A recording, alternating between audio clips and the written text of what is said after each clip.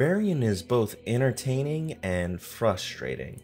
The first half feels like a high-quality horror short that is a step above some that I've stumbled across on YouTube. The second half feels like the typical horror schlock that attempts to be highbrow by mixing in social commentary. We follow a young woman, Tess, stopping by Detroit for a job interview.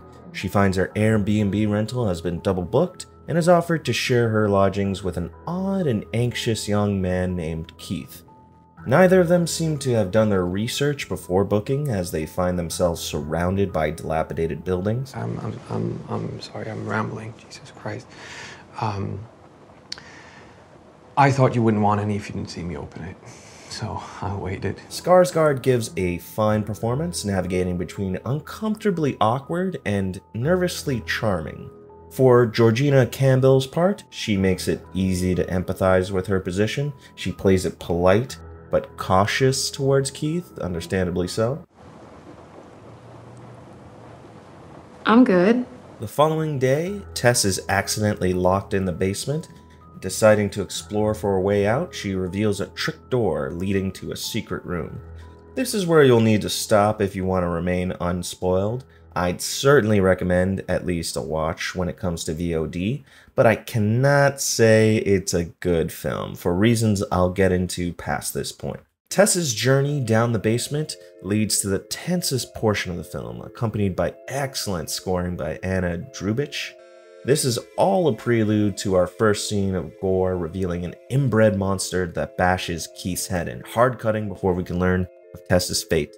After hitting horrific highs, Barbarian begins its downward spiral, introducing multiple plot lines that are not given enough time to develop, instead choosing to coast on the shocking, gross, and violent, all working in unity to undo the ominous atmosphere the film had built up in its first act.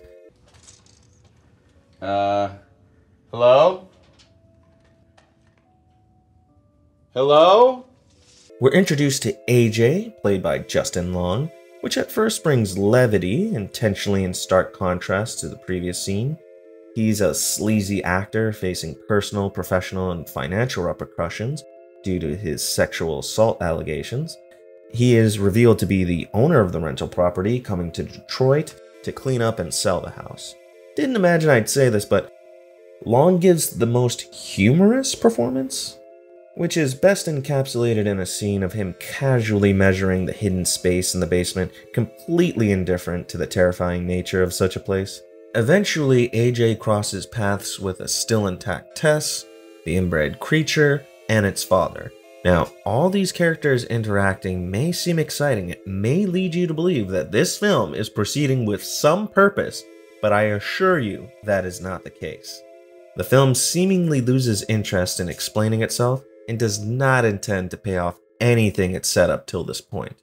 How does Tess survive her first encounter with the monster? Doesn't matter. What is going on in the mind of the father to justify his horrible actions? Or how he dug up the underground cavern? He shoots himself in the head, so we'll never know. Why does the creature want to emulate being a mother? Who cares? Why waste so much of the running time on AJ and his problems to end with no resolution? They tease at AJ having an epiphany, creating a parallel to him accidentally shooting Tess in the stomach to his sexual assault case. He seems to be ready to own up to his bad deeds, but quickly walks it back. He completely does a 180 on it and is like, nah, but whatever. Not very meaningful, not much meat on that bone to pick on, I'll say. We have a flashback of the father planning his kidnapping of a woman and revealing another trapped woman in the same basement. This and a few contrived lines from a local homeless man are meant to explain the origins of the creature. However, this does not account for how this monster is so powerful it can crush and tear skulls and break through concrete walls like the Kool-Aid Man, but also incidentally can be pinned by a sedan. It may seem like I'm asking for a lot of answers here, but honestly, I would have settled for one through line to reach its conclusion, instead of nothing at all.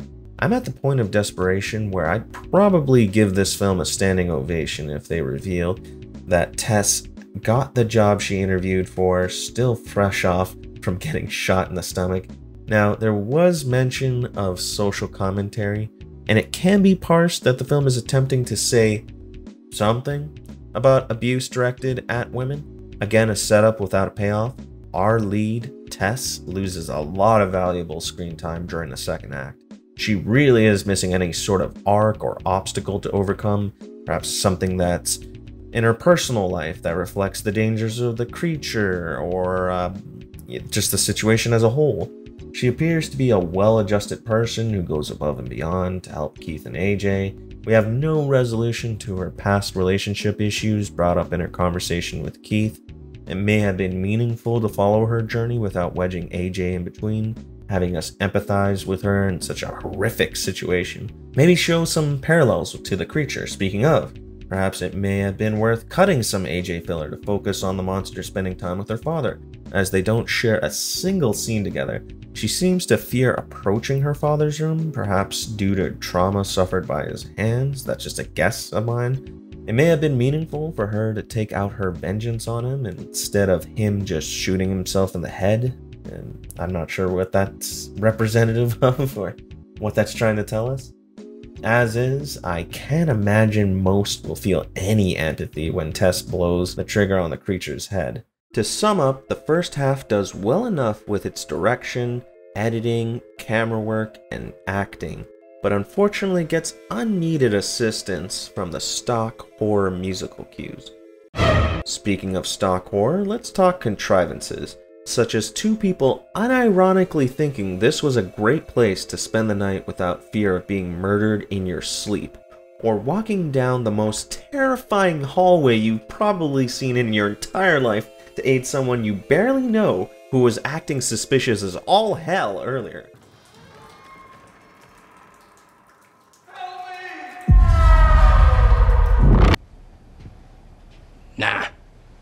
Nah. How about when Tess escapes the basement and approaches the police and made sure to act as crazy as possible? Or how about when the police find it so hard to believe that in this absolute hellhole, people could be locked up in a basement? I just torched a building downtown and I'm afraid I'll do it again. Oh, yeah, right. I'll just type it up on my invisible typewriter. As mentioned, the second half is bombarded by too many ideas, clearly juggling way more than it's capable of. That's also to mention the tone taking bizarre breakneck turns, from creepy to disgusting to humorous to introspective, just all over the place. Barbarian's unpredictability may shock at first, but brings no substance to contend with in its later half. Zach Kreger, I think, is a decent director based on the strength of the first half, though should consider handing over writing duties to someone else more capable, or at least seek assistance in his next outing to narrow the story's focus. I'm not really sure what kind of audience this is aimed at. If you want to see gore, the film actually has very few scenes, and you have a selection for decades of gory films. Watch Hellraiser or Terrifier. If you want a horror film that tackles themes of abuse, I recommend The Black Phone, a decent film that at least can sit down and focus on a single narrative. Finally, I have to mention these terribly positive reviews that I've been seeing. What they have in common is praising the first half, rightfully so, that's totally fair, but a lot of these don't even attempt to make sense of the second half, other than saying it's fun and that it totally doesn't betray the first act of the film. Horrifically relatable ride from start to finish, except the review only praises the first portion of the film, 5 out of 5. Why? Nothing interesting to relate to in the later scenes of the film? Never been forced breastfed by a 9-foot-tall mutant inbred albino monster? What's lurking beneath the house is something so gleefully subterranean horror, you don't know whether to scream or cheer when all is revealed. Cheer? Was that what I was supposed to do when an innocent man's head is getting crushed into a wall? Or when Tess is trapped in a pit for days? Or when AJ views the videos of the father's sexual abuse? A real surprise is the way Barbarian builds a believable world. What the fuck? This is perfectly natural.